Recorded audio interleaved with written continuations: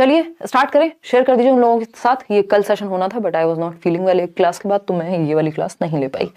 चलिए स्टार्ट करते हैं। ऑब्जेक्टिव्स क्या है मैथमेटिक्स के, इससे भी पहले हम 2-3 शब्द में ये समझेंगे कि नेचर ऑफ मैथमेटिक्स कैसा है।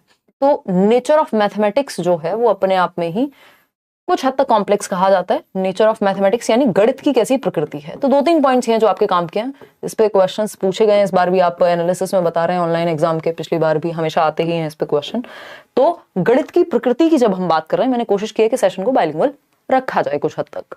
तो नेचर ऑफ मैथमेटिक्स की जब हम बात कर रहे हैं तो एक तो ये कि ये लॉजिकल होता है, तार्किक होता है। यहाँ पे इंट्यूशन से भी ज्यादा, जो अगर हम कहें कुछ हद तक तो इंट्यूशन को भी हम महत्व देते हैं, अदरवाइज तर्क की वैल्यू है। यानी सिर्फ ऐसा नहीं है कि ये सिर्फ कल्पना से चल जाएगा, या आप लिटरेचर पढ़ते हैं या पोएम्स पढ़ते हैं तो आप एंजॉय करते हैं उस चीज को, एंजॉय आप इसको भी करेंगे, बट इस सब्जेक्ट का जो नेचर है यानी मैथमेटिक्स का जो नेचर है वो तार्किक है, यानी तर्कपूर्ण है, लॉजिकल है। आपको पता है मैथ्स में 2+2 4 होते हैं, जबकि जब हम पेडागोजी भी पढ़ रहे होते हैं वहां पे 2+2 हमेशा 4 नहीं होते, वहां बहुत सारे पर्सपेक्टिव्स होते हैं, जबकि यहाँ एक डेफिनेट आंसर आपको मिल जाता है।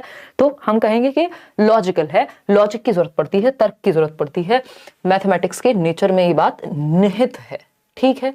एब्स्ट्रैक्ट इन नेचर है, यानी अमूर्तता पाई जाती है। भाई नंबर्स क्या है, अपने आप में अमूर्त ही हैं। फिर आप थियरम्स को प्रूव कर रहे हैं, समझ रहे हैं चीजों को, तो यानी अमूर्तता भी है। जो प्रकृति है मैथ्स की वो अमूर्त भी है। तो हमको कोशिश करनी है कि कॉन्क्रीट चीजों से जोड़ करके, कॉन्क्रीट क्या है, मूर्त, जिसको टच और फील किया जा सके, जैसे ये बॉटल है, तो हम कॉन्क्रीट चीजों का उदाहरण लेके उनका प्रयोग करके टीचिंग लर्निंग मटेरियल में, अपनी शिक्षण सहायक सामग्री में अमूर्त संप्रत्यों को भी सिखा पाए, ठीक है। थर्ड पॉइंट अगर हम कहना चाहें, ऐसे बहुत सारे अन्य पॉइंट भी हैं कि भाई लॉजिकल होता है, एब्स्ट्रैक्ट होता है, ओपन एंडेड क्वेश्चंस आपको पूछने चाहिए जिससे बच्चे की थिंकिंग प्रोसेस बेहतर हो। थिंकिंग प्रोसेस बेहतर होगी तो लॉजिकल प्रोसेस बेहतर होगी, वो इमेजिन भी अच्छे से करेगा, वो बाकी चीजें भी जो है वो आपकी अच्छे से होंगी। एक और चीज है हायरार्किकल इन नेचर है, यानी पदानुक्रमिक है। जो मैथ्स है वो क्या है, पदानुक्रमिक है। पदानुक्रमिक बोले तो एक चीज दूसरी चीज से जुड़ी हुई है। आप हायर लेवल पे तब जाते हैं जब आपको पहले चीजें पता होती हैं, है ना। भाई आप एडिशन नहीं सीखेंगे तो फिर आगे की चीजें कैसे होंगी। आप सब्ट्रैक्शन नहीं सीखेंगे, आप मल्टीप्लिकेशन नहीं सीखेंगे, फिर आप डिवीजन नहीं सीख पाएंगे अगर मल्टीप्लिकेशन नहीं आता है। तो इस तरह की चीजें जो हैं जुड़ी हुई हैं आपस में, हायरार्की में है, यानी सिंपल टू कॉम्प्लेक्स तो जाएगा ही। हायरार्की क्या होती है, हमेशा लोअर लेवल से अपर की तरफ जाती है। आपने मैस्लो की हायरार्की पढ़ी है, ठीक। तो लोअर लेवल से अपर पे जाएगी। अगर आप बीच में स्किप करेंगे चीजें तो समस्या होगी समझने में। देखते हैं आप मैथ्स में, भाई आप अगर 2 दिन स्कूल नहीं गए तो मैथ्स का जो छूट गया उसको समझने में बड़ी दिक्कत होती है। हालांकि आजकल यूट्यूब का सहारा लिया जा सकता है, बट हम अपने जमाने की बात करें जब यूट्यूब नहीं होता था उस तरह से, तो क्या होता था कि अगर इंग्लिश का कुछ छूट गया, चलो पढ़ लिया, इसका मतलब ये नहीं बाकी सब्जेक्ट्स खराब हैं या पढ़ के समझ जाएंगे या कुछ करेंगे। मैथ्स में अगर आपका एक कॉन्सेप्ट मिस हुआ तो दिक्कत होगी कि आप नेक्स्ट कॉन्सेप्ट को बिल्डअप कर पाए अच्छे से। सबसे ज्यादा ये समस्या मैथ्स की ही होती है, क्योंकि यहाँ फिर इसलिए प्रैक्टिस की भी बात होती है बहुत ज्यादा। तो हायरार्किकल इन नेचर है, यानी पदानुक्रमक है। और एक चीज भी कही जाती है जो एनसीएफ कहता है आपका, टॉल शेप ऑफ मैथमेटिक्स। इसमें हम अभी आएंगे। टॉल शेप भी कुछ हद तक इसी बात को जस्टिफाई करता है कि जो स्पाइरल है, यानी चीजें आपस में गुथी हुई हैं, वर्तुलाकार हैं। और अगर एक कॉन्सेप्ट, अगर आपको एडिशन ही नहीं आता, मान लीजिए आपको सब्ट्रैक्शन ही नहीं आता, आपको मल्टीप्लिकेशन नहीं आता, अगर आपको कोई इक्वेशन दे दी जाए सॉल्व करने के लिए, आप कैसे करेंगे उसको सॉल्व। तो नए टॉपिक के लिए पुराना टॉपिक आना जरूरी है। यानी टॉल शेप तभी बिल्ड होगी, जैसे हम एक बिल्डिंग बनाते हैं, जब ये वाली नींव जो है आपकी मजबूत हो, तभी आप नेक्स्ट टॉपिक सीख पाते हैं। स्पाइरल करिकुलम जैसी भी एक चीज होती है जो ब्रूनर कहते हैं। तो हमें ये ध्यान रखना है, ये क्या है, लॉजिकल इन नेचर है, एब्स्ट्रैक्ट है, हायरार्किकल है इन नेचर, ठीक। आगे बढ़े, समझते हैं अब इसके ऑब्जेक्टिव्स क्या हैं। गणित क्यों पढ़ा रहे हैं हम, उद्देश्य तो होते हैं हर सब्जेक्ट के। तो ऑब्जेक्टिव्स की जब हम बात कर रहे हैं तो टीचिंग मैथमेटिक्स यानी गणित पढ़ाने के क्या उद्देश्य हैं, फटाफट से समझेंगे। ये सेशन थोड़ा सा शॉर्ट और टू द पॉइंट होने वाला है, क्योंकि पेपर में डायरेक्टली आपको हेल्प करेगा, सिंपल बात, ठीक। Mathematisation of the child's thought process, इस बार भी इस पे क्वेश्चन आया, हमेशा आते हैं इस पे क्वेश्चन के एक ऑब्जेक्टिव, एक उद्देश्य क्या है। हम आज भी जो पढ़ रहे हैं इसका उद्देश्य क्या है, जिनके भी आगे आने वाले एग्जाम्स हैं, मैथ्स पेडागोजी पढ़नी है, तो उस पेपर में मदद हो सके, इसलिए हम आज ये पढ़ रहे हैं। तो उद्देश्य क्या है कि सीटेट के एग्जाम के लिए, पेडागोजी जहां पे भी पूछी जाती है उसके लिए हम पढ़ रहे हैं। तो ये एक उद्देश्य हो गया, ठीक। तो उसी तरह से मैथ्स पढ़ाने का भी उद्देश्य है। मैथ्स पढ़ाने का उद्देश्य ये नहीं है कि बस टॉपिक्स आ जाएं, चैप्टर्स पता हो बच्चे को।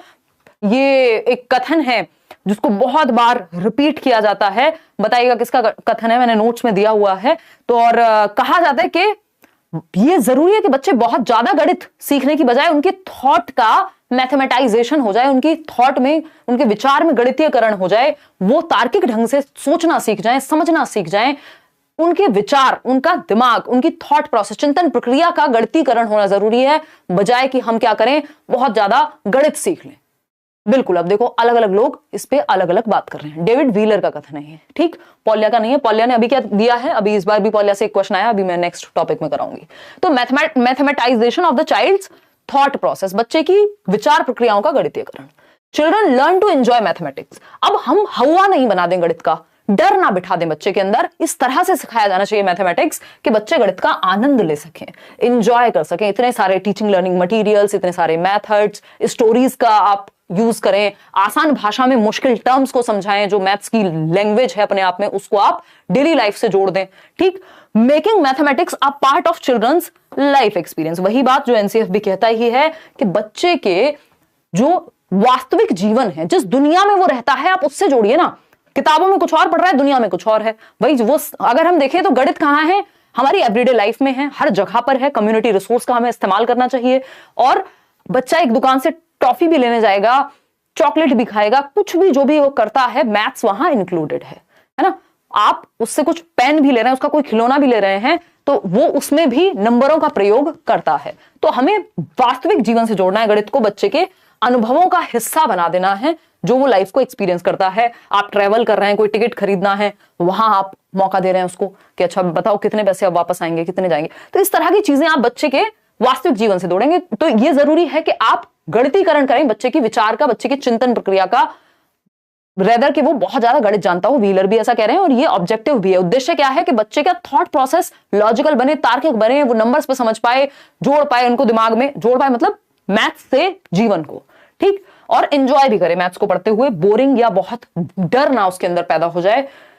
To develop logical thinking among the children, again तार्किक विषय है, हमने पहले ही पढ़ लिया। नेचर क्या है इसका, लॉजिकल है, एब्स्ट्रैक्ट है, ठीक, बहुत ज्यादा कॉन्क्रीट नहीं है। वो हम बनाते हैं उसको कॉन्क्रीट चीजों से जोड़ करके। भाई हम दो की बात करें तो अपने आप में दो थोड़े ना बहुत ज्यादा कॉन्क्रीट है, लेकिन जब हम कहेंगे दो सेब यानी 2 एप्पल्स 2 चॉकलेट्स, तो वो तुरंत मूर्तता धारण कर लेगा, ठीक है ना।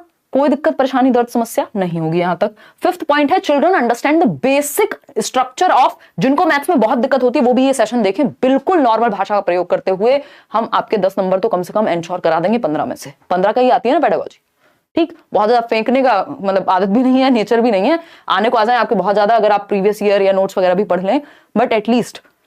तो children understand the basic structure of mathematics, that is arithmetic, algebra, geometry and trigonometry, यानी बच्चे गणित की मूल संरचना, जो बेसिक स्ट्रक्चर है, कैसे गणित बना है, जियोमेट्री है, अर्थमेटिक है, एल्जेब्रा बीज गणित है, ज्यामिति है, इन त्रिकोणमिति है, इन सब के बारे में जान पाए। ये भी एक क्या है हमारा कि बेसिक स्ट्रक्चर कैसे क्रिएट होता है मैथमेटिक्स का, ये भी एक ऑब्जेक्टिव है, ठीक है। इतनी बात हम कह रहे हैं भाई, अभी तो हम नेशनल एजुकेशन पॉलिसी की, न्यू एजुकेशन पॉलिसी की बात कर रहे हैं, तो वो कह रहे हैं भाई एटलीस्ट अर्थमेटिक हो गया या बेसिक समझ तो बच्चे को पता हो, रीडिंग राइटिंग अर्थमेटिक, ये तो बेसिक न्यूमरेसी स्किल्स में उसको आए, जोड़ घटाना, जीवन यापन तो वो कर ले, इतना गणित तो जाने। अब जॉर्ज पॉलिया की बात करते हैं। इन्होंने 2 प्रकार के एम्स बनाए हैं, यानी उद्देश्य बनाए किस तरह के गणित को सिखाने के स्कूल्स में, एक नैरो और एक हायर। उससे पहले इस बार एक क्वेश्चन आया था जॉर्ज पॉलिया के प्रॉब्लम सॉल्विंग मॉडल से। ये 4 स्टेप्स हैं, अभी हम इनको समझेंगे और फिर एक क्वेश्चन करेंगे किस तरह का क्वेश्चन आया था, ठीक है। तो अगर हम बात कर रहे हैं यहां जॉर्ज पॉलिया की, अकॉर्डिंग टू जॉर्ज पॉलिया क्या कहते हैं, देयर आर 2 एम्स, यानी 2 एम्स हैं, उद्देश्य हैं, गोल्स हैं, टीचिंग मैथमेटिक्स इन स्कूल्स। यानी इन जनरल अगर हम देखें, बहुत ज्यादा भाषा में ना डीप जाते हुए, ये अगर हम समझें कि कितने एम्स हैं, क्या उद्देश्य हैं, क्या ऑब्जेक्टिव्स हैं, दो टाइप के हैं मुख्य रूप से, नैरो एम्स ऑफ मैथमेटिक्स और हायर और broad aims of mathematics. Narrow aims क्या है, बेसिक कैलकुलेशन, जीवन यापन, ये वो। हायर क्या है, थिंकिंग का मैथमेटाइजेशन, रिसर्च करें आप कल को जाके, देश के लिए एक रिसोर्स बन पाए। तो संकीर्ण लक्ष्य और हायर या ब्रॉड एम्स, जिनको हम विस्तृत या व्यापक लक्ष्य कहेंगे, इन दोनों को पढ़ेंगे। उससे पहले ये जॉर्ज पॉलिया का प्रॉब्लम सॉल्विंग मेथड पढ़ लेते हैं, जो सिर्फ 4 स्टेप का है, पेपर में एज इट इज आया है। 4 स्टेप्स की अगर हम बात करें, समस्या समाधान का ये एक मॉडल है जिसमें 4 स्टेप्स हैं। ये सिंपल बात है, अंडरस्टैंड द प्रॉब्लम। यानी कभी भी आपके सामने, मान लीजिए बच्चे के सामने आपने समस्या प्रस्तुत की, तो पहले वो समझेगा ना, अंडरस्टैंड द प्रॉब्लम, या अवेयर होना प्रॉब्लम के प्रति, पता होना कि समस्या है क्या, उसको समझना। उससे पहले के पहले रोना नहीं शुरू कर देना। समस्या क्या है, सिलेबस मान लीजिए आप तैयारी कर रहे हैं तो आप पहले जानेंगे ना सिलेबस क्या है, एक्चुअली समस्या है क्या, कितना स्कोर करना है, कैसे स्कोर करना है, वो सब बाद की बात आएगी। तो अंडरस्टैंड द प्रॉब्लम यानी समस्या को समझना। हिंदी वाले चाहें तो लिख सकते हैं समस्या को समझना। ठीक है बात। फिर अगर हम बात करें मेक अ प्लान, फिर आप एक प्लान बनाते हैं, पहले समस्या समझते हैं, फिर प्लान बनाया जाता है ना। एक प्लान, एक योजना तैयार की जाएगी। फिर आता है कैरी आउट द प्लान, या इसको डिवाइस द प्लान। पहले हो गया आपका मेक अ प्लान में, अब आप apply the plan, carry out कर रहे हैं, उस प्लान को सच में प्रयोग कर रहे हैं। ठीक है ना।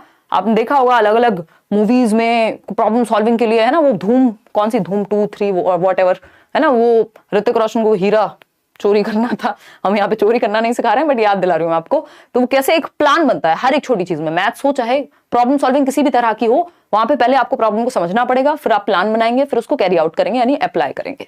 फोर्थ है look back at the solution, यानी अब आप रिफ्लेक्ट करते हैं, इवेल्युएट करते हैं, जांचते हैं, वेरीफाई करते हैं जो प्लान आपने बनाया क्या वो सही से इंप्लीमेंट हो पाया या फिर काम नहीं कर पाई वो चीज, या उसको और बेहतर किया जा सकता था। तो ये 4 स्टेप्स हैं। मैंने इनका एक शॉर्टकट भी बताया था, आपको याद होगा, मैथ्स पेडागोजी के शायद 2 सेशन मैंने डिस्कस किए थे ना। और तो ये पॉलिया का, जॉर्ज पॉलिया का प्रॉब्लम सॉल्विंग मॉडल है, इस पे हम अब क्वेश्चन करेंगे। क्या था इसमें, यूडीपीएल आई थिंक मैंने आपको नाम दिया था। यूडीपीएल क्या है, ये 4 स्टेप्स। अगर हम जॉर्ज पॉलिया की बात करें कि understanding the problem, device a plan या मेक अ प्लान, फिर आप इंप्लीमेंट करते हैं, कैरी आउट करते हैं प्लान को, और लास्ट में है आप लुक बैक करेंगे या रिफ्लेक्ट करेंगे, क्या सही प्लान बना, क्या सही से इंप्लीमेंट हुआ, क्या इसमें चेंज कर सकते थे, वेरीफाई करते हैं या जज करते हैं बाद में जाकर के लास्ट में। तो ये 4 स्टेप्स हैं, यूडीपीएल से आप याद रख सकते हैं। अब आपके सामने मान लीजिए एक क्वेश्चन आता है, और क्वेश्चन क्या कहता है, ये कहता है which of the following is the correct order according to Polya's problem solving model. Again कुछ भी ऐसा नहीं करेंगे जिससे आपके सर में दर्द बहुत ज्यादा हो जाए और नंबर उससे बहुत ज्यादा आते ना हो, क्योंकि एग्जाम टाइम है, काम की चीजें पढ़ेंगे। तो निम्नलिखित में से कौन सा, और आपका एक धर्म होना चाहिए कि आपके पास जो नोट्स आपको लेट्स लर्न से मिले हैं फ्री, वो सभी तक पहुंचा देना। किसी का मन नहीं भी हो तब भी उसको कहो बेटा पढ़ ले, कोई दिक्कत नहीं, इससे नुकसान नहीं होगा, है ना। कुछ भी तैयारी आपने अभी तक की है, कहीं से भी की है, वो नोट्स आप एक बार पढ़ लीजिए, आपको डायरेक्ट क्वेश्चंस पेपर में देखने को मिलेंगे, मिल रहे हैं लोगों को। यानी विच of the following is the correct order, क्या करेक्ट ऑर्डर है। अंडरस्टैंड द प्रॉब्लम, यूडीपीएल आपको याद ही होगा, हाँ प्रॉब्लम अंडरस्टैंड करना सही है। डिवाइस अ प्लान, हाँ ये भी सही है भाई। लुक बैक मतलब कैरी आउट करने से पहले लुक बैक करने लग जाएंगे, इतने तो बुद्धू नहीं है हम। Understand the plan, devise a plan या make a plan, carry out the plan और लुक बैक। आप रिफ्लेक्ट या वेरीफाई या इवेल्युएट लास्ट में करते हैं, पहले तो आप देखेंगे ना। तो B option is the right answer. बाकी सभी में स्थिति सही नहीं है। अंडरस्टैंड द प्रॉब्लम इन्होंने बाद में कर दिया भाई, सबसे पहले तो प्रॉब्लम को ही अंडरस्टैंड करेंगे, ठीक है ना। तो B option is the right answer. आगे बढ़ेंगे, नैरो एम्स। अभी हम जॉर्ज पॉलिया की बात कर रहे थे ना, उन्होंने किस तरह से नैरो और ब्रॉड एम्स की बात की है भाई। नैरो और ब्रॉड एम्स की बात की है। संकीर्ण या नैरो एम्स, पहले हम गणित सिखाने के, पढ़ाने के पढ़ेंगे कि संकीर्ण या जो छोटे लक्ष्य हैं वो क्या हैं। तो पहला पॉइंट है these aims emphasise on turning out employable adults, यानी भैया नौकरी पेशा वाले बन जाएं, अपना जीवन यापन कर लें। पहला तो इनका एक ये उद्देश्य है। Who can contribute to social and economic development, इस देश के सामाजिक और आर्थिक विकास में जो सहायता प्रदान कर सके, ऐसे नागरिक हम तैयार कर पाए। तो ये उद्देश्य है, रोजगार योग्य वयस्कों को तैयार करना या तैयार करने पर जोर देता है, और जो सामाजिक और आर्थिक विकास में देश में योगदान दे सके। कि भाई अगर पहले रोटी नहीं है तो रोटी के बारे में सोचोगे ना, बाद में रिसर्च के बारे में सोचोगे। रोटी नहीं है और रिसर्च के बारे में भी सोच रहे हैं तो या तो आप एक्सेप्शन है ना। तो अगर हम बात करें दीज एम्स किस पे एम्फसाइज करते हैं, सोशल इकोनॉमिक डेवलपमेंट देश का हो, और आप एक रोजगार या एम्प्लॉयबल अडल्ट बन जाएं, इतना गणित आपको आता हो कि आप डेली जीवन में उसको या अपने नौकरी पेशे में यूज कर पाए। तो ये एम्प्लॉयबल अडल्ट्स बनाने पे है, सोशल और इकोनॉमिक डेवलपमेंट ठीक से हो जाए। सेकंड पॉइंट है this is related to numerical operations. अभी हम नैरो एम्स की ही बात कर रहे हैं, संकीर्ण उद्देश्यों की। तो ये न्यूमेरिकल ऑपरेशंस बच्चे को बेसिक आते हो, मेजरमेंट, भाई अपनी ही हाइट मेजर करनी है, पता ही नहीं है सेंटीमीटर में करें, इंच में करें, किस में करें, कैसे करें, बेसिक मैथ्स भी नहीं आता तो दिक्कत होगी। तो न्यूमेरिकल ऑपरेशंस जैसे मेजरमेंट, फ्रैक्शंस, परसेंटेज, इतना आता हो बच्चे को। ये क्या है? संकीर्ण उद्देश्य हैं कि संख्यात्मक संक्रियाओं अर्थात मापन, भिन्न, प्रतिशत आदि इन सब संकल्पनाओं से, गणित के इन कॉन्सेप्ट से बच्चा वाकिफ हो। फिर आता है third point, thus the limited aim of mathematics या narrow aim of mathematics is to develop useful abilities, जिनको दैनिक जीवन में यूज किया जा सके, जिनको लाइफ में यूज किया जा सके, देश को थोड़ा आगे बढ़ाया जा सके। इतनी बात क्लियर है या नहीं है? है ना? कल भी हम 9 बजे मिलेंगे। जो असर्शन और रीजनिंग वाले क्वेश्चंस होते हैं, जो मुश्किल लगते हैं, कथन और कारण वाले क्वेश्चंस, वो हम करेंगे। तो ये कुछ बेसिक नैरो एम्स थे। अब आए ब्रॉड एम्स, व्यापक उद्देश्य। व्यापक उद्देश्य क्या कहते हैं? थिंक मैथमेटिकली, यानी गणितीय चिंतन। आप सोच पाए। अब तो आप थ्योरम भी लिख देंगे खुद से, अपना भी आपकी एक किताब आ सकती है। हैव लॉजिकल डिस्कशन, यानी जब आप चर्चा करें तो तार्किक चर्चा होनी चाहिए, सिर्फ गणित में ही नहीं, इन जनरल भी। तो ये गणित से आ रहा है, लेकिन ये जो एबिलिटी है आप में, गणित को सीखने से, समझने से आ रही है। तो आपका थिंकिंग प्रोसेस मैथमेटाइज हो जाए। मैथमेटाइज हो जाए मतलब लॉजिकल हो, एब्स्ट्रैक्ट हो, हायरार्किकल हो, मतलब जिसमें कुछ वजन आए। लॉजिकल डिस्कशन आप रख पाए, ठीक बात है। ये क्या है? ब्रॉड एम है। जैसे अगर हम शिक्षा की भी बात करें तो शिक्षा के भी नैरो एम्स में हम देख लेते हैं कि यार नौकरी लग जाए, ये हो जाए, है ना। हालांकि हम में से बहुत सारे लोग सिर्फ उस तक सीमित भी रह जाते हैं, जबकि ब्रॉड एम्स क्या है भाई? हमारे अंदर की जो यूनिकनेस है, जो हमारा होलिस्टिक डेवलपमेंट है, वो बाहर निकल के आए, जिस चीज के लिए हम बने हैं वहां तक पहुंच पाए। फाइंड लॉजिकल कंक्लूजन्स, यानी निष्कर्ष जो है, जो बिलीफ्स है, हमारे विश्वास हैं, हमने सुना है ऐसा होता है, ये होता है, वो होता है, उसके लिए हम तार्किक मनन कर पाए, तार्किक मतों तक पहुंच पाए। सिर्फ मान ना ले कि बिल्ली रास्ता काट गई तो हाँ ऐसा ही होगा। तो जो हमारे बिलीफ्स हैं, जो हम मानते आ रहे हैं, जो हमारे विश्वास है, उनका लॉजिकल कंक्लूजन निकाल पाए। इसके लिए गणित में आप देखते हैं थ्योरम प्रूव कर रहे हैं, ये कर रहे हैं, वो कर रहे हैं, तो पहुंच रहे हैं आप। आपने देखा होगा मैथ्स में आंसर को वेरीफाई करने के भी 2-3 तरीके होते हैं। आप खुद ही जांच सकते हैं कि आंसर सही आया है कि गलत। तो आप कंक्लूजन तक पहुंच पा रहे हैं, जस्ट विश्वास पे नहीं है। अंडरस्टैंड एब्स्ट्रैक्टनेस, यानी अमूर्तता को समझना। यही हम बात कर रहे थे ना, नेचर कैसा है? अमूर्त है। नंबर्स की दुनिया में आप समझ पा रहे हैं चीजों को, एब्स्ट्रैक्टली आप समझ पा रहे हैं। Find solution to a problem, यानी एक समस्या का समाधान आप खोज पा रहे हैं। ये बहुत बड़ी बात है कि आपका जो ब्रेन होगा वो प्रॉब्लम सॉल्विंग पे बेस्ड होगा। बहुत ज्यादा आप, जिनकी लॉजिकल एबिलिटी ज्यादा होती है, बहुत ज्यादा फंसते नहीं है चीजों में, ठीक है ना। तो find solution to a problem, एक समस्या का समाधान कैसे ढूंढेंगे? लॉजिक के थ्रू। प्रॉब्लम सॉल्विंग बेटर हो गई आपकी। अब एनसीएफ की अगर माने तो प्राइमरी लेवल पे मुख्यतः, वैसे ये सभी लेवल्स पे काम आते हैं। मैंने और भी कई सारे एम्स हैं इसमें जो एनसीएफ के अकॉर्डिंग है, जो आपके नोट्स में मैंने डलवाए हुए हैं। हिंदी इंग्लिश दोनों में ही नोट्स आपको मिल चुके हैं, मैथ्स पेडागोजी के भी, है ना, और फ्री नोट्स हैं वो अगेन। अगर हम बात करें एनसीएफ 2005 की, तो पहला उद्देश्य क्या है? Ensuring numeracy in all children. Ensuring numeracy in all children is an important aspect of universalization of elementary education, UEE. जो पुरानी पॉलिसीज हमारी कहती हैं कि यार एलिमेंट्री एजुकेशन जो है यूनिवर्सल हो, हर बच्चे को हम एक लेवल की शिक्षा तो दे पाए। तो संख्यात्मकता सुनिश्चित करना, बेसिक मैथमेटिक्स की कैलकुलेशन, जोड़ना, घटाना, भाग, गुणा, जो बेसिक कॉन्सेप्ट हैं, नंबर स्किल्स है, अर्थमेटिक है, जोड़ना, ये सारी जो चीजें हैं जो डेली लाइफ में यूज होती हैं चीजें, तो उतनी बेसिक न्यूमरेसी बच्चे को पता हो। आगे बढ़ेंगे।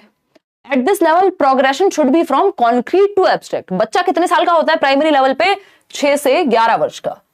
और अगर elementary 6th to 8th class की बात करें, भाई ये 6 से 11 का होता है, कक्षा 1 से 5 तक, ठीक है ना। 6 साल का बच्चा जाता है फर्स्ट क्लास में, ये बात हम बहुत पहले से जानते हैं, कुछ इसमें नया नहीं है, ठीक। अगर हम बात कर रहे हैं 11 से फिर हम 14 साल तक की, तो वो 6th to 8th क्लास है। और आपका 6 से 14 तक ही हम फ्री एंड कंपलसरी एजुकेशन की बात करते हैं आरटीई में।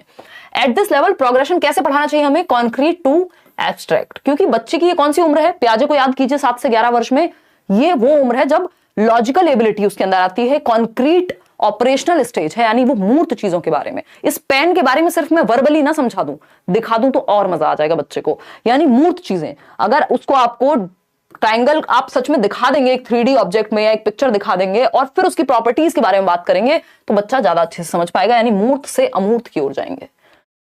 अगर हम बात कर रहे हैं यहां पे, encourage non number areas like shapes, special understanding, patterns, measurement and data handling.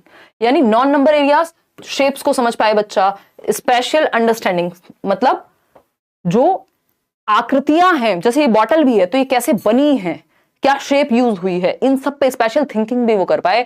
यानी वो इन रिलेशन टू स्पेस और आपकी शेप्स को भी वो समझ पाए, जिसको हम कुछ हद तक ज्योमेट्री की तरफ ले जाते हैं, ठीक है ना। तो एनकरेज नॉन नंबर जो शेप्स हैं, स्पेशल अंडरस्टैंडिंग है, पैटर्न को बच्चा समझ पाए। अभी पैटर्न्स पे हम पढ़ेंगे, टेसिलेशन, मेजरमेंट, डेटा हैंडलिंग, इन सब को भी वो बेसिकली प्राइमरी लेवल पे समझ पाए। अच्छा, यहां से एक चीज जरूर निकल के आती है कि आपको पता होना चाहिए, पेपर में आपको दे देगा शेप्स आप पढ़ते हैं प्राइमरी लेवल पे, स्पेशल अंडरस्टैंडिंग आपकी बेटर कराई जाएगी, पैटर्न्स आप पढ़ते हैं, मेजरमेंट, डेटा हैंडलिंग, ये सब पढ़ते हैं, क्या नहीं पढ़ते, रेशो एक चैप्टर है जो आप नहीं पढ़ते। इस तरह से आपको थोड़ा सा ध्यान रखना है कि कौन से वो चैप्टर्स हैं जिनको हम प्राइमरी लेवल पे नहीं पढ़ते। अब कॉन्सेप्ट मैपिंग पे एक क्वेश्चन आ जाता है जनरली। कॉन्सेप्ट मैपिंग क्या कहता है? ये कहता है it is a schematic drawing which shows relationship between the concept, यानी यह एक योजनाबद्ध रेखा चित्र है जो अवधारणाओं के बीच के संबंध को दर्शाता है। ये सिर्फ मैथ्स में ही नहीं, अदर सब्जेक्ट्स में भी हेल्प करेगा कॉन्सेप्ट मैप, यानी संप्रत्य मानचित्रण। यानी एक कॉन्सेप्ट पढ़ा आपने, मान लीजिए प्याजे को पढ़ा, और उसका आप एक हायरार्किकल एक फ्लो चार्ट बना पा रहे हैं, इस तरह की चीजें बना पा रहे हैं जिससे आप आसानी से याद रख पाए उसको। तो ये स्कीमेटिक ड्राइंग है जिससे आपके स्कीमा में, आपके ब्रेन में चीजें फिट हो सके, और जिसमें एक कॉन्सेप्ट का रिलेशन दूसरे कॉन्सेप्ट से शो किया जाता है। It is a hierarchical structure, पदानुक्रमित संरचना होती है। हायरार्किकल मतलब फ्लो चार्ट बना हुआ है, या जो चीजें आपस में जुड़ी हुई हैं, एक टेबल बनी हुई है, ठीक है ना। और साहिल एक काम कर लो इसमें ना, कि प्रीवियस ईयर तो साथ में करना ही है, डायरेक्टली कुछ चीजें मिलेंगी आपको पेपर में, कुछ चीजें इनडायरेक्टली भी मिलेंगी, तो उस कॉन्सेप्ट को समझने के लिए प्रीवियस ईयर तो थोड़ा करना ही पड़ेगा, ठीक है ना। और मैंने कराया भी हुआ है, अगर आप सेशन देख लेंगे, 2-3 सेशन देख के भी चले जाएंगे तो भी हेल्प हो जाएगी आपकी उस सब्जेक्ट में। देखिएगा और भी कुछ क्वेश्चंस करा दूंगी। थर्ड पॉइंट देखिएगा, it can be build either by the teacher और लर्नर, या तो ये टीचर के द्वारा बनाया जा सकता है या लर्नर के द्वारा, यानी दोनों बना सकते हैं। भाई आपका टीचर भी आपको कॉन्सेप्ट मैप बनवा सकता है, और आप खुद भी किसी टॉपिक को आपने पढ़ा है तो आपको याद रखना है, अच्छा प्याजे में 4 स्टेजेस थे, अच्छा वो 4 स्टेजेस कौन सी थी, 4 एलिमेंट्स कौन से थे, तो वो कॉन्सेप्ट मैप बन जाएगा जो आप फ्लो चार्ट के रूप में या उसमें अलग अलग शेप या कलर के द्वारा प्रॉपर एक चार्ट जैसा बना सकते हैं। It connects the new concepts with the previous knowledge, जो आप नया सीख रहे हैं उसको आप प्रीवियस नॉलेज से जोड़ते जाते हैं। It is a method which makes learning successful, of course ये कॉम्प्रिहेंशन आपका, यानी आपकी समझ जो है वो बेहतर होती है, और लर्निंग आपकी ठीक से हो पाती है। अगर आप इसको देखना चाहें तो ये ऐसा दिखता है कुछ। अगर हम कॉन्सेप्ट मैप की बात करें तो हम क्या है, ट्राइंगल के बारे में जान रहे हैं मान लीजिए, तो अब ट्राइंगल को सिखाने के लिए हमने क्या किया, एक कॉन्सेप्ट मैप बनाया। एक तरफ मान लीजिए उसकी डेफिनेशन लिख ली, या अपने शब्दों में उसकी डेफिनेशन लिख ली, मान लेते हैं डेफिनेशन भी नहीं लिखी, जस्ट एक रिलेशन बना लिया। एग्जाम्पल क्या है ट्राइंगल का, ये एक एग्जाम्पल है, ठीक, ये भी एक एग्जाम्पल है। एक नॉन एग्जाम्पल लिया, नॉन एग्जाम्पल पता है ना, एग्जाम्पल्स और नॉन एग्जाम्पल्स दोनों ही जरूरी हैं अच्छे से समझने के लिए, आपके सीडीपी में भी क्वेश्चन आता है। नॉन एग्जाम्पल मतलब जो इनडायरेक्टली ये समझा सके हमें कि भाई ट्राइंगल, हमें सर्कल देख के ये पता चल गया कि ये ट्राइंगल तो नहीं होता। जैसे हम बात करते हैं जब हम बर्ड्स की बात कर रहे हैं और हम डॉग का एग्जाम्पल ले, तो वो नॉन एग्जाम्पल हो गया कि बर्ड्स कौन से नहीं होते, वो हमें नॉन एग्जाम्पल से समझ आ गया। तो ये क्या हुआ, एक फ्लो चार्ट हमने बना लिया, या हमने कॉन्सेप्ट मैप बना लिया, यानी इस कॉन्सेप्ट से जुड़ी हुई बातें इस चार्ट में रख ली हमने कि डेफिनेशन क्या होती है एग्जैक्टली, फिर मेरे शब्दों में क्या है, इसके कितने एग्जाम्पल हो सकते हैं, राइट एंगल कौन सा है या इक्विलेटरल कौन सा है, तो वो आपने क्या किया, एक फ्लो चार्ट में, एक कॉन्सेप्ट मैप में बना लिया जिससे चीजें याद रहे। जैसे एक और ये आपका कॉन्सेप्ट मैप है शेप्स के बारे में, कि 3D शेप्स कौन सी होती हैं, तो आपने यहाँ पे क्यूबॉइड बना लिया, इधर आपने क्यूब बना लिया, है ना। या फिर अगर हम बात कर रहे हैं आपकी सिलेंड्रिकल शेप, तो सिलेंडर के साथ आपने एक शेप भी बना ली, ठीक। अगर हम 2D शेप्स की बात कर रहे हैं तो यहाँ पे 3 साइड्स होती हैं ट्राइंगल की, ये होता है। तो ये प्रॉपर्टीज आपने फ्लो चार्ट या हम कहें concept map basically inter related होता है, सारे टॉपिक्स से आपकी चीजें हायरार्किकल हैं, इजी टू डिफिकल्ट वे में बनाई हैं चीजें आपने। आगे बढ़ते हैं, समझते हैं कहानी है क्या। एक क्वेश्चन इस पे देख लेते हैं। क्वेश्चन है आपका, देखिएगा तो क्वेश्चन क्या है, which one of the following statements is not true about concept maps. Concept map के बारे में क्या सही नहीं है। Concept maps represent a collection of interconnected concepts, बिल्कुल सही बात है भाई। अगर ट्राइंगल के बारे में पढ़ रहे हैं तो उसमें कितने टाइप्स के ट्राइंगल होते हैं, अच्छा इक्विलेटरल कौन सा होता है, अच्छा राइट एंगल कौन सा है, तो वो इमेज हमने अभी बनी हुई देखी, तो बिल्कुल आपस में जुड़ी हुई प्रॉपर्टीज को हम यहाँ लिखते हैं, सही बात है। प्रॉपर्टी वो बंगले वाली नहीं, मतलब कैरेक्टरिस्टिक्स जो है। Concept maps should be constructed by teachers only, ये गड़बड़ है, क्योंकि बच्चे भी कंस्ट्रक्ट कर सकते हैं और टीचर खुद भी। भाई आपको नोट्स मिले हैं उसमें कॉन्सेप्ट मैप्स हैं, चीजें जुड़ी हुई हैं, कहीं कहीं आपको डायग्राम मिल जाएंगे, ठीक। Concept maps are hierarchical in nature, हाँ हायरार्किकल होते हैं, लिंक करते हैं प्रीवियस नॉलेज से नई नॉलेज को, बिल्कुल सही बात है। लेकिन क्या है, ये सिर्फ टीचर कंस्ट्रक्ट करेंगे, ये गड़बड़ है। तो ये आपको बाकी की 3 बातें भी पता होनी चाहिए, अगली बार ऑप्शन घुमा के दे देगा। एक आपका बहुत ही फेवरेट टॉपिक जिसको वैन हील कहते हैं हम, यहां से एक क्वेश्चन आता ही आता है, हर बार आता है। 3 लेवल सबसे ज्यादा काम के हैं, इन्होंने बेसिकली ज्योमेट्रिकल थिंकिंग के लिए हम किस तरह से लेवल्स इन्होंने डिवाइड कर दिए। तो जीरो जिसको हम लेवल कहते हैं, या मतलब फर्स्ट हम अपने दिमाग में रख सकते हैं, बट ये जीरो लेवल है। विजुअलाइजेशन, फिर एनालिसिस, इनफॉर्मल डिडक्शन जिसे एब्स्ट्रैक्शन भी कहते हैं, अमूर्तता, फिर डिडक्शन और राइगर। इस पे क्वेश्चंस जनरली तो देखने को नहीं मिलते हैं, हद से हद डिडक्शन नहीं तो ये शुरू के जो 3 हैं आपके, ये ज्यादा महत्वपूर्ण है। आपके प्राइमरी लेवल पे तो क्वेश्चंस यहीं सिमट जाते हैं। ठीक है ना, इतनी बात समझे। अब क्या कहानी है, एक एक करके समझते हैं। ये अगर हम बात कर रहे हैं शेप्स की, विजुअलाइजेशन सबसे पहले यही होता है कि आप विजुअलाइज कर पाते हैं देख करके। आपने सर्कल देखा, आपने ओवल देखा, आपके लिए सर्कल भी सेम है, आपके लिए ओवल भी सेम है ना। बस शेप का आपको अंतर पता होता है कि अच्छा ये डिफरेंट शेप है, ये डिफरेंट शेप है, बट बहुत ज्यादा आपको प्रॉपर्टी नहीं पता। बच्चे की बात हो रही है सबसे पहले विजुअलाइजेशन, यानी वो विजुअलाइज करता है देखने के बेसिस पे जो चीजें उसको दिख रही होती हैं, उस हिसाब से उसको प्रॉपर्टीज का नहीं पता होता कि भाई जो आपका जिसको हम स्क्वायर कह रहे हैं यानी वर्ग कह रहे हैं, उसकी चारों जो है साइड्स वो इक्वल होती है, इतना उसे नहीं पता। बस वो एक शेप के आधार पे उसको पता है ये पेन अलग शेप का है, ये बॉटल अलग शेप की है, बस उसको इतना समझ में आता है, विजुअलाइज करके नजर मार के देख करके उसको इतना समझ में आता है। ये सिलेंड्रिकल है, ये नहीं है, क्या है उसको नहीं पता। ठीक, फिर है एनालिसिस। अब एनालिसिस के लेवल पे अब वो क्लासेस में यानी विभाजित करना शुरू कर देता है कि जिसकी कैरेक्टरिस्टिक्स अलग हैं। भाई अगर सर्कल है तो ये एक तरह की चीजें एक साथ आएंगी, ये एक साथ आएंगे, ये सिमिलैरिटी है इनमें, तो वो क्लासेस में विभाजित यहां करना शुरू कर देगा कि भैया ये सर्कल है, ये है, ये वो है, बेसिक उसको पता होगा। ठीक, वो क्लासेस में यानी कैटेगराइज कर सकता है। फिर आता है इनफॉर्मल डायरेक्शन, यानी उसको थोड़ी प्रॉपर्टीज का आइडिया हो जाता है। अगर जब हम बात करें कि वो इनफॉर्मल डायरेक्शन प्रॉपर्टीज का आइडिया हो जाएगा तो वो एनालाइज तो कर पाएगा। एनालिसिस का मतलब ये है कि शेप के आधार पे एनालाइज कर पाए वो। ठीक, इनफॉर्मल डिडक्शन में होता है कि अब इन शेप्स में रिलेशन क्या है, किसकी 4 साइड इक्वल होती हैं, किसकी 2 साइड इक्वल होती हैं, किसकी कोई भी नहीं साइड इक्वल होती। ये हो गया इनफॉर्मल डिडक्शन, यानी एब्स्ट्रैक्टनेस कहते हैं इसको। इस तरह से भी आप देख सकते हैं। देखिएगा विजुअल की अगर हम बात करें, जिसको विजुअलाइजेशन जीरो लेवल कह रहे हैं, कहीं पे आपको लेवल 1 मिल जाएगा, कहीं पे 0। तो विजुअलाइजेशन क्या है, बच्चा डिस्क्राइब कर पाएगा शेप्स को जैसी वो दिखती है उसके बेसिस पे। ठीक, कि एक बड़ा सा गोल एक कुछ था, ऐसा वो बता रहा है, किसी कार्टून में देखा उसने। अब उसको नहीं पता वो ओवल शेप थी कि वो सर्कल था, बस उसको आइडिया है शेप का आधार पे। एनालिसिस में क्या है, अब उसको थोड़ा प्रॉपर्टीज का आइडिया है कि भैया ये सर्कल है, ये ओवल है ना, ये ट्रायंगल है, या फिर अगर हम बात कर रहे हैं ये स्क्वायर है, तो शेप्स का उसको आइडिया रहता है। प्रॉपर्टीज का बेसिक जो नॉलेज है वो एनालिसिस के लेवल पे उसके दिमाग में आ जाती है। एब्स्ट्रैक्टनेस में वो इस प्रॉपर्टी में क्या रिलेशन है, इसमें क्या अंतर है, ये सब समझ पाएगा। एब्स्ट्रैक्टनेस पे क्या कर पाएगा, रिकॉग्नाइज कर पाएगा कि प्रॉपर्टीज का जो प्रॉपर्टीज हैं अलग अलग शेप की, उनके बीच में क्या रिलेशनशिप है और कैसे उनको लॉजिकली उन शेप्स से जोड़ना है उन प्रॉपर्टीज को, या प्रॉपर्टीज के आधार पे चीजें अलग होती हैं, ये वो समझ पाएगा एब्स्ट्रैक्टनेस पे। डिडक्शन हमारे इतने कुछ काम का है नहीं, बट यहां पे लॉजिकल रीजनिंग आ जाती है जिससे वो थ्योरम को प्रूव कर पाता है। डिडक्शन का मतलब ही है कि आप एक नियम को ढूंढ पा रहे हैं, नियम से आगे बढ़ रहे हैं। राइगर हमारे काम का नहीं है। अब समझते हैं फटाफट से। एक क्वेश्चन है, बहुत ज्यादा मुश्किल नहीं है, आसान सा क्वेश्चन है, रिपीट हुआ है, हो सकता है, देखिएगा। According to van Hiele, at which level of geometric thinking can children assess the properties of a collection of shapes together, यानी असेस द प्रॉपर्टीज।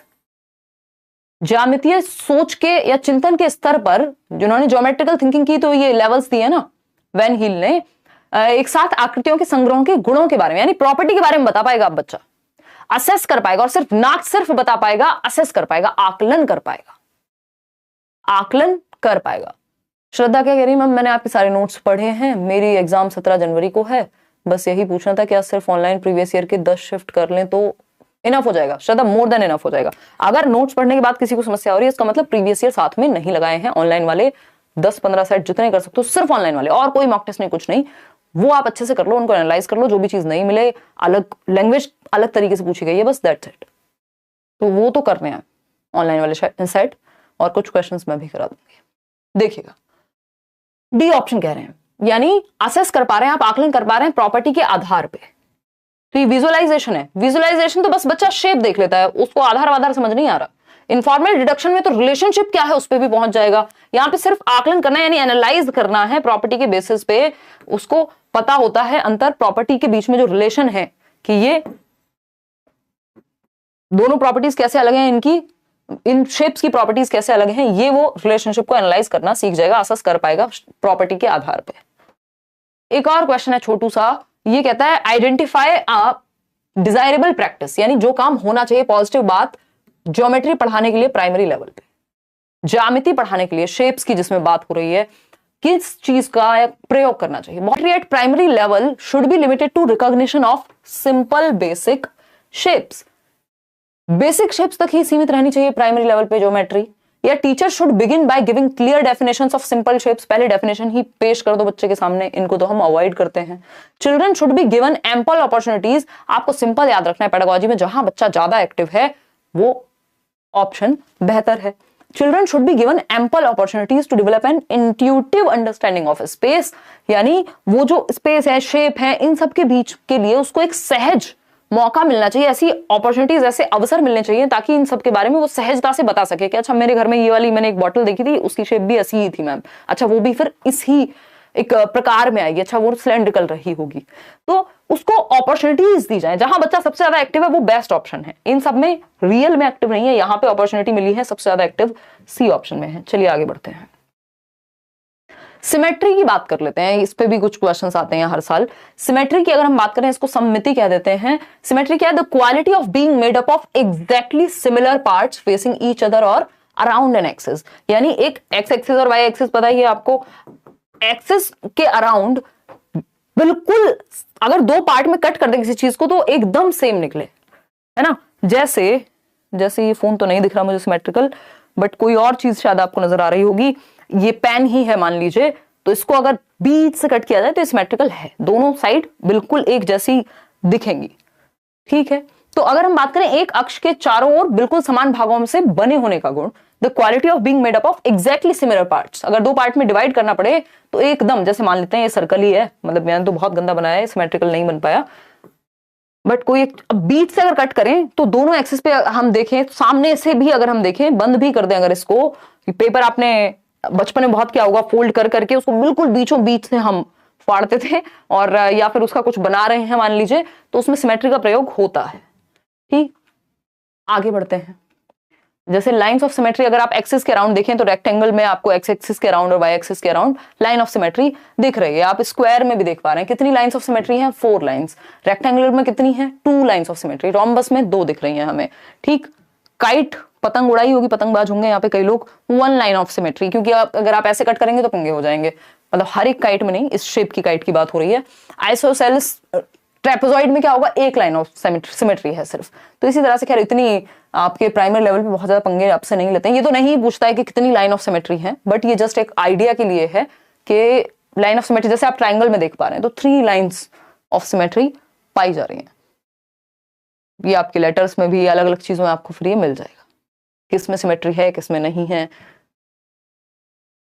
आते हैं टेसिलेशन पे। ये बेसिकली ऑप्शन में एलिमिनेट करने के लिए जनरली पूछा जाता है, बहुत अपने आप में अलग से नहीं पूछा जाता सिमेट्री, लेकिन ऑप्शंस में जरूर मिलता है आपको। देखिएगा, अगर हम बात कर रहे हैं यहाँ टेसिलेशन यानी चौपड़ की, क्या कह रहा है भाई टेसिलेशन? टेसिलेशन क्या कह रहा है ये पूछा है हमसे।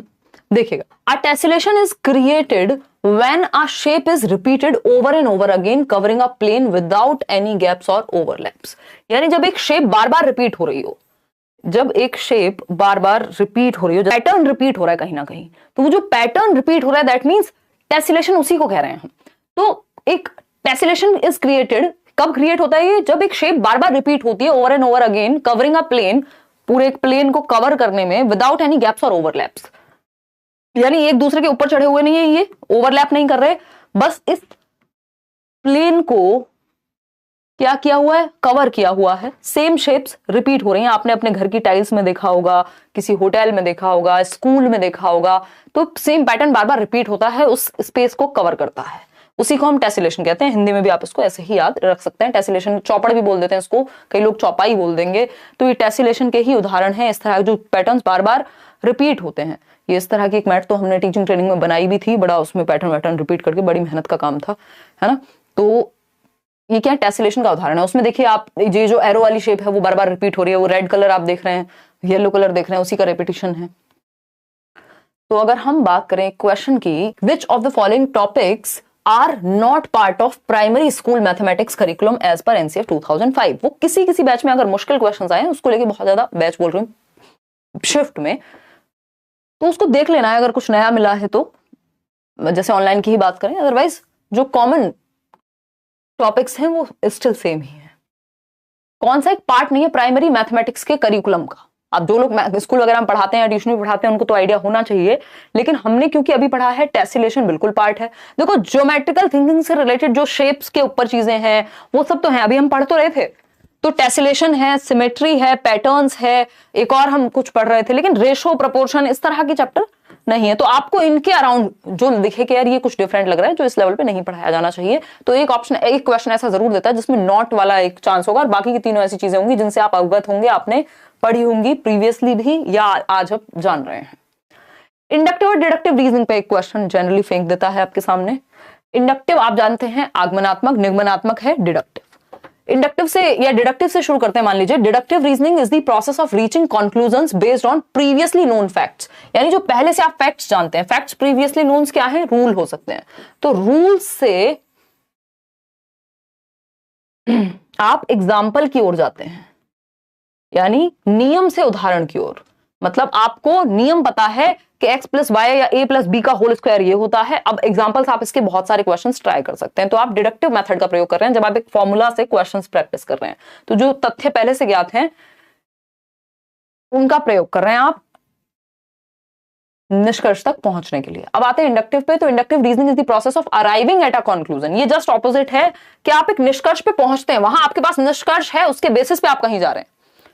तो यहां आप निष्कर्ष पे पहुंचते हैं कि आपको पता है अच्छा यार जो मिर्च होती है वो हरे रंग की होती है, हरे रंग की होती है, हरे रंग की होती है। तो आपने 4 हरे रंग की मिर्च देखी, 5वें पे आपने कह दिया, नियम बन गया मिर्च जो है वो हरे रंग की ही होगी।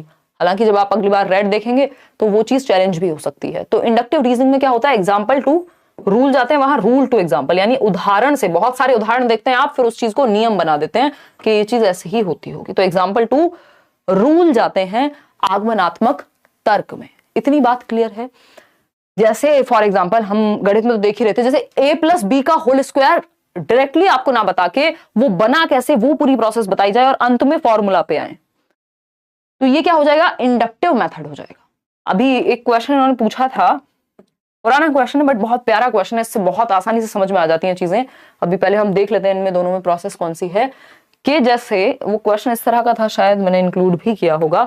जैसे मान लेते हैं आपके सामने राइट एंगल, आपको पाइथागोरस थ्योरम समझानी है, लेकिन टीचर ने क्या किया, 4 शीट दे दी पेपर की, अलग अलग ट्रायंगल दे दिए उसमें, है ना, 4 शीट्स दी, अलग अलग बच्चों को दे दी और कहा कि अच्छा इनमें देखो कि कॉमन चीजें कौन सी हैं, प्रॉपर्टीज में कॉमन क्या है। बहुत ही गंदा ट्रायंगल बनाया मैंने, तो वो देख के अपने आप समझेगा कि हाँ यार एक चीज है जो इनमें रिलेशंस क्या है। तो पहले एग्जांपल्स प्रस्तुत किए, बाद में नियम बताया जाएगा। तो ये इंडक्टिव मेथड है, सिंपल क्वेश्चंस इस पे पूछे गए हैं। इट फॉलोज द मैक्सिम्स, अभी हम किसकी बात कर रहे हैं, इंडक्टिव की ही बात कर रहे हैं, कि पर्टिकुलर टू जनरल जाता है, यानी concrete to abstract, known to unknown, ज्ञात से अज्ञात। जो आपको पता है वो स्पेसिफिक, वो विशिष्ट है, और जहां तक आप पहुंच रहे हैं वो अज्ञात है, ठीक है ना। तो आप नियम आपके लिए अज्ञात होता है शुरुआत में, उदाहरण को आप जानते हैं कि ये हरा रंग मैं जानता हूं इस मिर्च के बारे में, तो ये क्या है, ये ज्ञात है। अज्ञात क्या है, नियम पे पहुंचना, कि अंगूर खट्टे ही होते हैं, वो फिर आप बहुत सारे अंगूर खा के देखेंगे तभी इस बात पे पहुंचेंगे। अगर हम देखें स्टेप्स क्या है इंडक्टिव मेथड में, यानी आगमन विधि में, आगमन का मतलब ये आप एक आगमन किस पे हुआ, आपका एक रूल पे पहुंचते हैं आप एग्जाम्पल से। पहले साइट एग्जाम्पल्स यानी उदाहरण उद्धृत करते हैं, कुछ उदाहरण पेश होते हैं, अच्छा ये हमारे पास उदाहरण है। ड्रॉ कॉन्क्लूजन्स मेथड्स की तरह यूज किया जाता है इनको हर एक सब्जेक्ट में। ड्रॉ कॉन्क्लूजन्स ऑब्जर्विंग एग्जाम्पल्स, बहुत सारे उदाहरण को ऑब्जर्व करने के बाद, अवलोकन करने के बाद आप एक निष्कर्ष पे पहुंचते हैं, फिर एक कॉन्सेप्ट बनाते हैं इस निष्कर्ष से, और फिर उस कॉन्सेप्ट को प्रूव करने की कोशिश करते हैं अलग अलग एग्जाम्पल से। तो ये स्टेप्स होते हैं आपके, इतना जनरली पूछता नहीं, बस आपको बेसिक्स पता होने चाहिए। जैसे डिडक्टिव मेथड में क्या है कि आपको जो आपके पास रूल है, मेथड है कि a प्लस बी का whole square, a square plus B square plus 2ab, तो ये जो रूल्स हैं आपके सामने ये दिए जाते हैं पहले, और उसको आप फिर एग्जाम्पल से अटेस्ट करते हो। कितने भी क्वेश्चन आप सॉल्व करोगे वो चीज प्रूव होती है, ठीक। मैक्सिम क्या है, जनरल टू पर्टिकुलर, यानी सामान्य से विशिष्ट की ओर, सामान्य से विशिष्ट की ओर जाते हैं किसमें, डिडक्टिव मेथड में। इतना जरूर ध्यान रखेंगे। स्टेप्स इसमें क्या है, पहले नॉलेज ऑफ कॉन्सेप्ट, यानी पहले एक रूल बताया जाता है, फिर डिफरेंट एग्जाम्पल्स प्रस्तुत किए जाते हैं उस चीज के। पहले डेफिनेशन बता दी मान लीजिए नाउन की, और बाद में आपको एग्जाम्पल्स प्रस्तुत किए गए। ट्रूथ को जो है आप बाद में टेस्ट करते हैं कि वो नियम कहीं उल्टा ना पड़ जाए जो आपके पास है, कोई उसका एक्सेप्शन तो नहीं है। अटेस्टेशन करते हैं, जो आपके पास अदर एग्जाम्पल्स हैं उस चीज को प्रूव करते हैं। जो आपका रूल है उससे रिलेटेड 1700 एग्जाम्पल फिर आप ढूंढ के लाते हैं, तभी वो रूल बन पाता है। अब एक वही आसान सा क्वेश्चन है जिसपे हम अभी चर्चा कर रहे थे, फटाफट से देख के बताइएगा। छोटी छोटी बातें हैं, ज्यादा देर का सेशन नहीं, मुश्किल से आधा घंटे में हम इसको पाइल अप कर देंगे, वाइंड अप कर देंगे बेसिकली।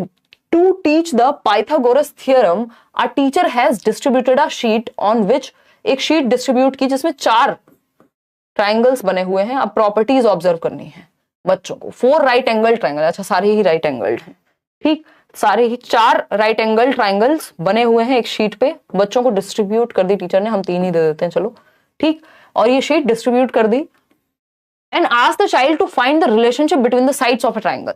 तो उनको पता लगेगा कि यार ये वाली साइड बड़ी है बाकी दोनों से, या वो जिस भी बेसिस पे वो रिलेशनशिप संबंध खोजने का प्रयास करेंगे बच्चे।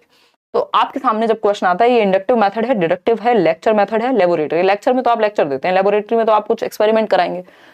लेबोरेटरी की तो यहाँ जरूरत नहीं लग रही। तो आपके सामने बहुत सारे उदाहरण दिए गए उन शीट्स के थ्रू, ताकि बच्चा एक रूल तक पहुंच पाए। अभी वो ऑब्जर्व करेगा, और ऑब्जर्व करने से एग्जाम्पल साइट हुआ है, फिर रूल तक पहुंचेंगे। तो ये आगमन विधि है। अगर पहले रूल बता दिया होता और बाद में शीट्स दी होती तो ये डिडक्टिव हो जाता, ठीक। तो ये इंडक्टिव मेथड है। A option is the right answer over here.